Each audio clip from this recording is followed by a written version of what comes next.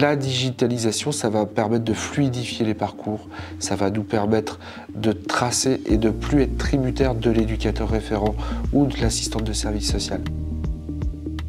Imago, en tant que tel, va permettre de gérer à la fois un individu, une famille, et aussi dans la famille, l'individu au sein de cette famille. On pourra donc avoir des dossiers famille et avec des actions particulières auprès de chacun de ces membres de ce foyer. On pourra également aussi gérer de manière assez simple tout ce qui est gestion de l'hébergement collectif et diffus, et donc pouvoir avoir un suivi des places disponibles. Dans Imago, on va pouvoir générer automatiquement des états de lieux entrants, des états des lieux sortants. On va pouvoir faire des attestations de présence. La secrétaire n'aura plus à taper, puisque ça, c'est des choses qu'on va préétablir. On appuie sur un bouton, c'est réglé, on peut le donner à l'usager. On va pouvoir suivre tous les dossiers administratifs. Est-ce que la demande d'asile a été faite? Est-ce qu'elle est en cours d'instruction? Est-ce qu'on a un récépissé de demande d'asile?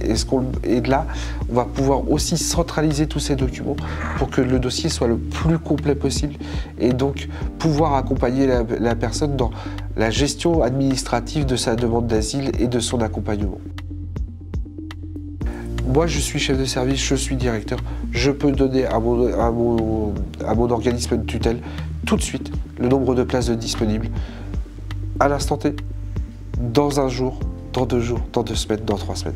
J'ai un vrai pilotage de l'ensemble de mon parc immobilier, que ce soit en établissement, que ce soit en hébergement diffus ou en sous-location de stabilisation.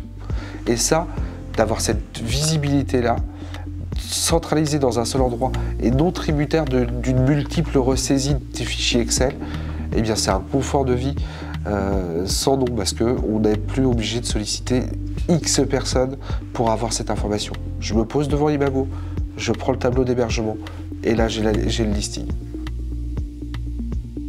L'usager, lui, il va voir tout de suite son dossier administratif, son dossier de soins, son dossier, ses étapes de parcours et son planning.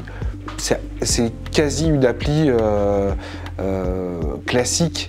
Et derrière, il va pouvoir devenir vraiment acteur et pouvoir solliciter son éduc aussi. On assure aussi l'anonymat de l'accompagnement. On n'a pas le droit de divulguer, on est soumis au secret professionnel d'information. Dans du papier, c'est à la vue et au su de tout le monde. Tandis que dans Imago, ça, c'est sécurisé.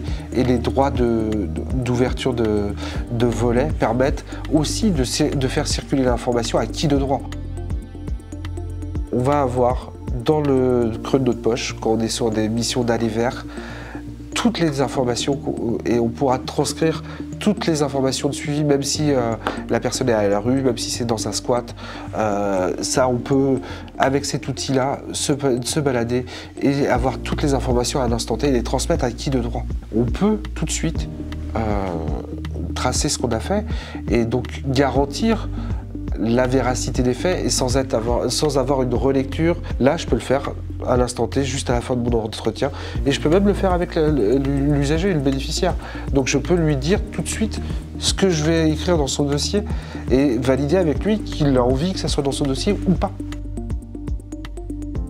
Tous les professionnels vont saisir toutes les étapes et les documents, eh bien, dans leur téléphone, avec le portail usager, ils vont pouvoir avoir accès à tous leurs documents. Ils vont avoir aussi tout le planning d'activités qui leur va être proposé. Donc ils vont avoir tout le listing de rappels de rendez-vous. Et on va pouvoir leur envoyer aussi des SMS de rappel de rendez-vous. Donc ils sont vraiment au centre du système et ils ont vraiment un moyen d'avoir une liaison permanente avec les équipes qui les accompagnent.